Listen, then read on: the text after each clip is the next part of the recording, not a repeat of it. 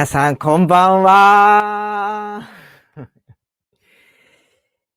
12回目のトークライブとなりました。いかがお過ごしでしょうか。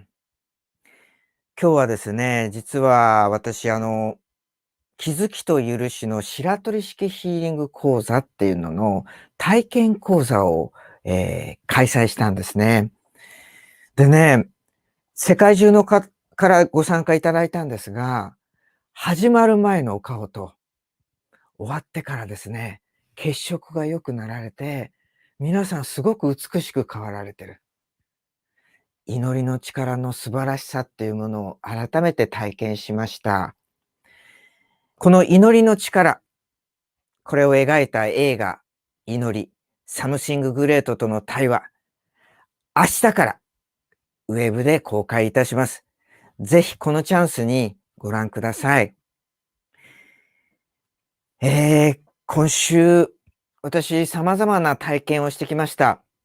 で、その中でね、ちょっと印象的なお話があったので、ちょっとそこのお話をしたいと思うんですけども、ザ・フナイっていうですね、雑誌の対談がありまして、その対談相手が波動カウンセラーの吉之内誠一郎さん。私はこの方にね、大変お世話になってるんですけれども、吉之内さんはですね、長い年月、波動によってたくさんの人々の心の問題、身体の病気問題などを見てきた方です。で、その吉野さんがですね、最新の5本、カズタマコードが縄文ゲートを開く。この本をプレゼントしてくださったんですよ。で、この本、とっても興味深くて、私がね、すごく印象的だったのがですね、今こうやって私たちこう話してる時に顕在意識っていうのを使ってます。無意識も使ってるんですね。これ潜在意識です。で、その無意識の世界、個人的無意識の層と普遍的無意識の層がある。その個人的無意識、これが4次元と対応していく。普遍的無意識が5次元と対応している。これね、私ね、自分の体験の中でこの言葉すごくよくわかるんです。自分の個の問題、これはね、表層の個人的無意識のところで、かつてやった行為とかがですね、肉体に出てたりします。で、そこをですね、より改善して自他を乗り越えるっていう体験をしだしたときに、普遍的無意識とつながっていくんです。そしてその普遍的無意識では、つながってます。お父さんの問題も自分に影響してる。お母さんの問題も自分に影響してる。他人だと思う方の問題も自分と影響し合ってる。自他がないんです。そしてここに気づきが起きたときに、縄文ゲートが開くっていうんですね。縄文ゲート。実は縄文時代、戦争が1万年以上なかったと言われています。争うことがなかった。所有の観念がなかった。自他が同然だったんです。まさに私たちが今、この縄文ゲートに結びつけるかどうか、その意識の覚醒が一人一人に求められている。この本を読んでですね、改めてそのことを感じました。ご興味がある方がいたらですね、ぜひお読みください。さて、今日はですね、そもそも白鳥哲は何者ぞっていうお話をしたいと思います。ね、12回もやってきて、ここまでね、自己紹介したことなかったんですよね。自分がどういう存在で、何をしてる人なのか。ね、これまで見てこられた方はですね、この人誰って、白鳥哲って誰って思われたと思うんです。ごめんなさい。今日ここで改めてですね、白鳥哲という人がどういう人生を歩んできたか、それをお話ししたいと思います。私はですね、東京の下町で生まれました。小さい頃から隅田川、神田川、それが身近にあった場所です。で、私の父がファスナーを作る会社の経営者をしていました。ファスナー、チャックです。で、もともとはですね、私の父方の祖父がチャックを作ってたんです。吉田工業株式会社の略の YKK ってありますね。あの吉田さんと親しくですね、YKK、ファスナーを作ってたんです。で、父はその代理店としてですね、おじい様から受け継いだものを、会社としてやっていて、で、小さい頃からですね、このファスナー作りっていうのを毎日のように体験してました。夜遅くまでですね、父と母が夜なべでですね、ファスナーを作ってるわけです。どんどん、どんどん、どんどん、どんどん、どんどん、どんどん。それで、このファスナーっていうのは、一つ売るのに、1円にもならないんです。数銭です。数銭にもならないもの。これを一つ一つ積み重ねて、何千本何万本になって初めて生活ができるんです。積小偉大っていう言葉があります。小さなことの積み重ねがやがて大きくなっていく。それをですね、私は幼少期の時に学んだんです。小さなことをコツコツコツコツ。それでですね、小学校2年生の時に、私の父が映画が好きだったので、錦糸町の映画館に連れて行かれまして、スター・ウォーズという映画を見させてもらいます。一番最初にできたスター・ウォーズです。で、私はその映画を見て、小学校2年生です。自分も自分の思い描く世界を映画で多くの人に伝えたい。そう思ってから、その時からコツコツコツコツ、コツコツコツコツ、お小遣いをもらっては貯め、お小遣いをもらっては貯金し、お小遣いをもらっては貯金し、2年間です。当時の最新鋭の8ミリフィルムカメラ、シングル8というカメラを購入するんですね。そのカメラで初めて映画を撮るんです。小学校4年生です。当時ですね、友達を呼んで作った一番最初の映画。七人の忍者。ねえ、どっかで聞いたことがある名前ですけれども、7人の忍者を集めて地球を救うっていうお話なんです。それでですね、その中でキーとなる老人が登場します。この老人役で自分は出演するんです。忍者を呼ぶのじゃとか言うんですね。それで7人の忍者が呼ばれて、そして地球を救うってお話なんですけども、実は私は映画を作る過程も楽しいんですが、それ以上に好きな瞬間があるんです。皆さんと一緒に共有する時間です。共鳴磁場です。当時ですね、この7人の忍者一番最初に作った映画です。完成した時に、近所の友人たちに電話かけて、もしもし、今日の8時から、この間の映画の上映会をビルに上映するからみんな見てね。8時になります。映写機を前のビルに投影してですね、近所のみんなで映画を見て、これが後にですね、ニューシネマパラダイスという映画で、同じ場面を目撃するんですよ。小学校の僕だって。それで、私自身映画を撮ることがスタートするんですけれども、8ミリからですね、小学校5年生ぐらいからビデオが始まります。ビデオで映画を撮り始めます。これね、小学校の頃の僕の、写真ですけれども、こういう大きいカメラですね。これを持って映画を作る。小学校5年生ですよ。それで、いよいよ映画を撮り続ける中で、中学2年の時に決心をするわけです。忘れもしません。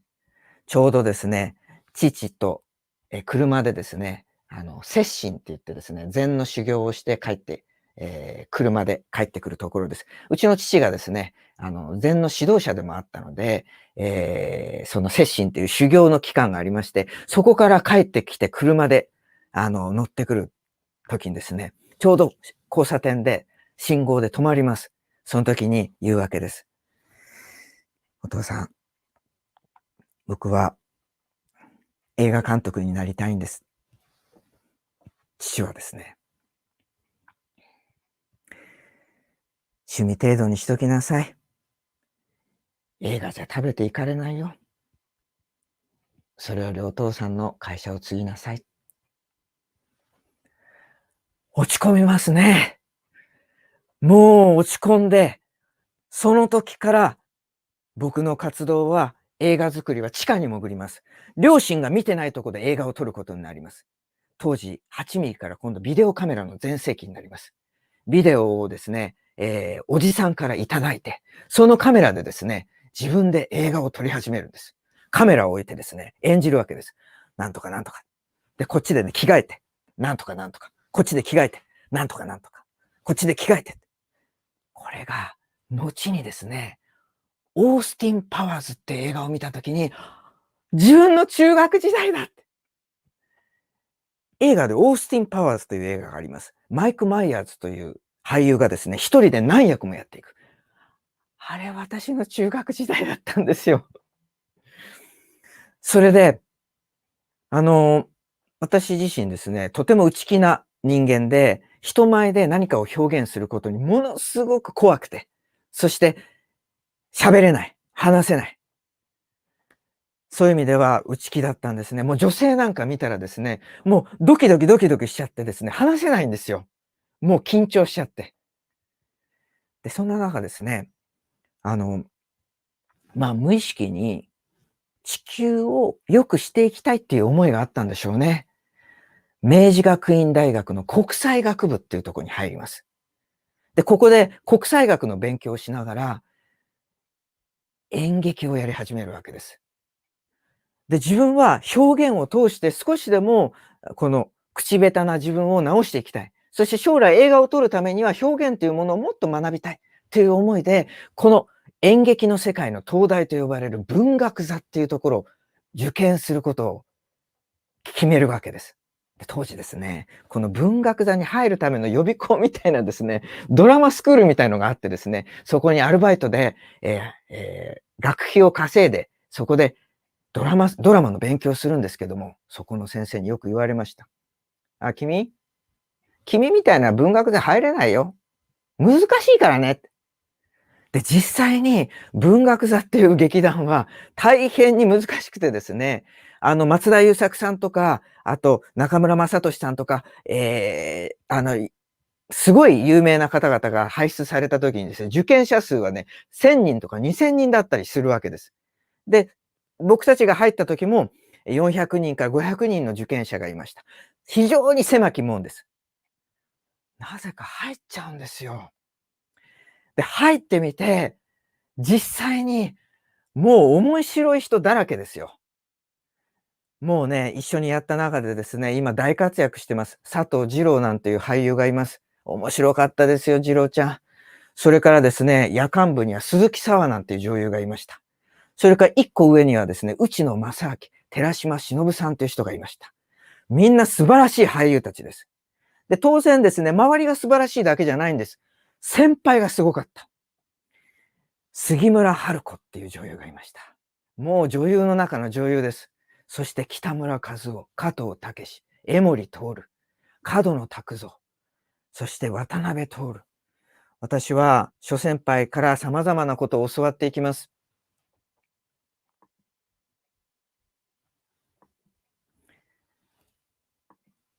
テレビや舞台とかをやりながらですね、芸を学んでいくことになるんです。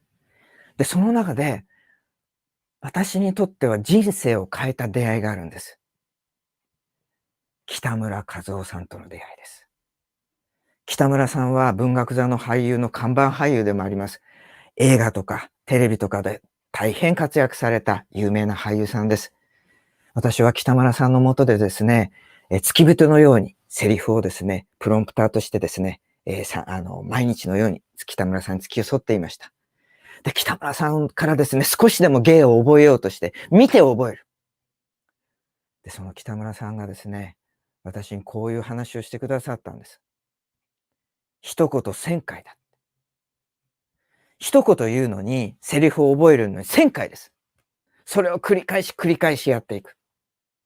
で、当時ですね、あの、舞台に抜擢されまして、三越劇場というところですね、杉村春子さんと北村一夫さんと加藤武さんの舞台に出演することになるんですけども、当時の私のセリフは、へーい、へーいだけなんです。このセリフを言うのにですね、北村さんに、へーい、違う。へーい、違う。へーい、違う。へーい、違う違う違う。もう一回。へーい、違う。もう当時わかんなかったですよ。でも今よくわかります。口先から出る言葉と、心から出る言葉、魂から出る言葉は、響きが違うんです。この魂から出る言霊を教わったんです。そしてですね、私は北村さんから本当に様々なことを教わりました。ちょうど三越劇場の舞台でですね、杉村さんと、お芝居をしてですね、楽屋に戻ってきます。戻ってきたら北村さんがものすごい形相で私のところに来まして、なんて芝居をするんだ。あの瞬間に杉村春子と言葉を交わすのは二度とない。一期一会なんだぞ。一期一会。始まりから終わりまで一度っきりの出会い。あの瞬間に杉村春子とセリフを交わす瞬間は二度とない。その二度とない瞬間に自分の命を、自分の心を、ハートを込めて、真心込めてお芝居をするんだ。今この瞬間も皆さんとの出会いは二度とありません。この二度とない出会い、この二度とない出会いに対して真心を込めて、ハートを込めて、命をかけてお付き合いする。その大切なプレゼントを恩師である北村一夫さんからいただきました。で、その北村一夫さんになんと出ていただいた映画がストーンエイジです。これは私が初めて劇場用映画を撮った映画です。企画から15年。まあ完成からですね、含めて20数年になります。私は実はこのストーンエイジによって、その後の映画作りがキャリアとしてスタートすることになります。実はこのストーンエイジ、北村さんのご子息でいらっしゃいます、北村幸也さんが出演されてます。幸也くんはですね、北村さんのお付きをしてた時に、まだ俳優の仕事されてなかったんですね。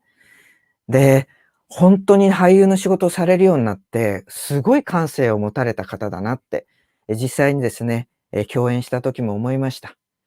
で、その幸也さんとですね、北村さんが、なんと、親子で共演、さらに親子役で共演してます。そしてこの映画、なんと北村さんの娘さんの北村ゆりさんもワンシーン登場してるんです。ぜひご覧いただきたい映画です。そしてこの映画、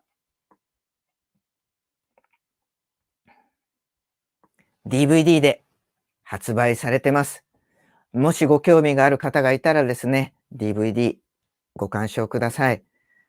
そして、この映画はですね、冒頭にお話しした波動カウンセラーの吉野内誠一郎さんも研究員役で出演しています。どこに登場しているか、ぜひ目を凝らして見ていただきたいと思います。吉野内さんがですね、実際に波動カウンセリングをやってる姿もですね、ワンカット出てたりしてます。ぜひご覧いただきたいと思います。さて、ここでですね、改めて発表します。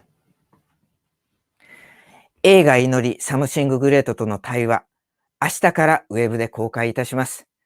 ぜひご覧ください。そして、来週の18日、久しぶりですよ。東京で新作の中編映画ルーツを公開します。東京ね、なかなか去年公開してからですね、シネマハウス大塚でですね、機会がなくてですね、こんなチャンスないです。渋谷で見られるなんて。それで、この時に、この映画はね、非常に短い作品ですけども、ものすごい凝縮されてます。これ私の話を通して見ていただくと、この映画の奥がより深く理解していただきます。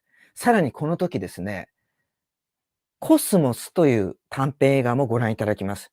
実はこのコスモスには、ものすごいいろんな意味が含まれてます。もともとですね、コスモス、イギリスの放送局も目をつけてくださいました。この話とかもですね、当日に少しでも、させていただければと思います。このチャンス、ぜひご覧ください。そしてですね、今日体験講座をやった白鳥式ヒーリング講座、これの本講座がですね、予定よりオーバーしましてですね、追加でやることになりました。まだまだ席がありますので、ご興味がある方がいたら、ご参加ください。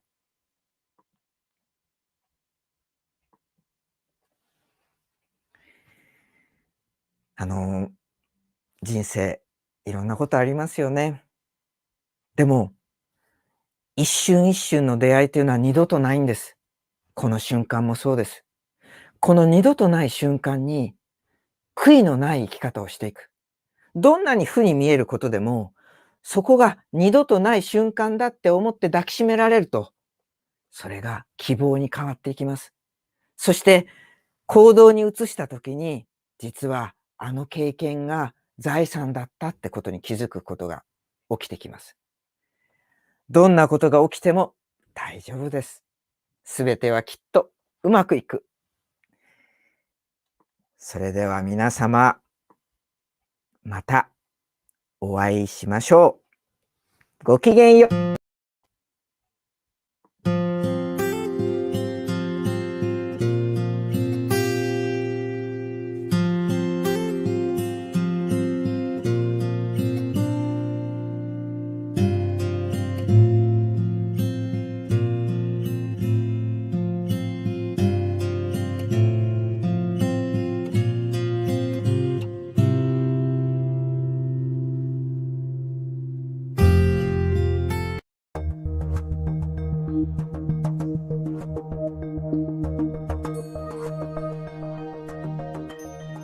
祈りというのも一つの人間の心の動きの中で、祈りにはいろいろあると思いますけど、祈りでその治療効果が上がるっていう報告がたくさん出だしてるんですよ。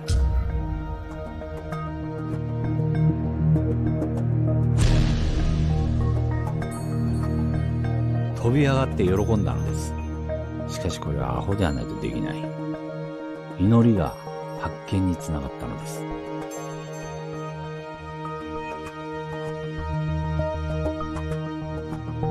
しかしもっともっとそういうことがあったっていうことに気がついたんですよ。それは4枚に書いてあったっていうことですよ。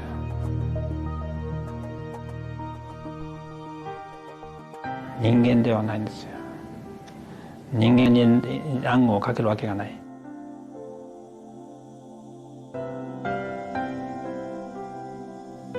そんなものが極微の空間に電子暗号をかけるわけがない。そうするとこれを書いた自然というのは、私どものよく知ってる目に見えるとか測定可能な自然ではなくて、目に見えないけれども不思議な自然の働きがあるんではないかと思い出したんです。すごい世界がひょっとしたらあるな。でその世界を私はサムシンググレートという言葉を使い出したんですよ。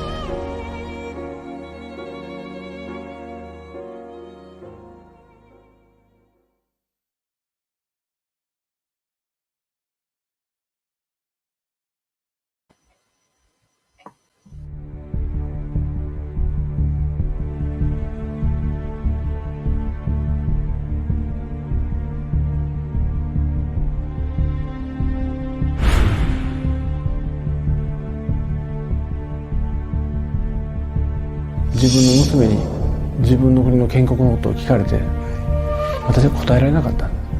誰も知らないからそれが普通だと思ってた。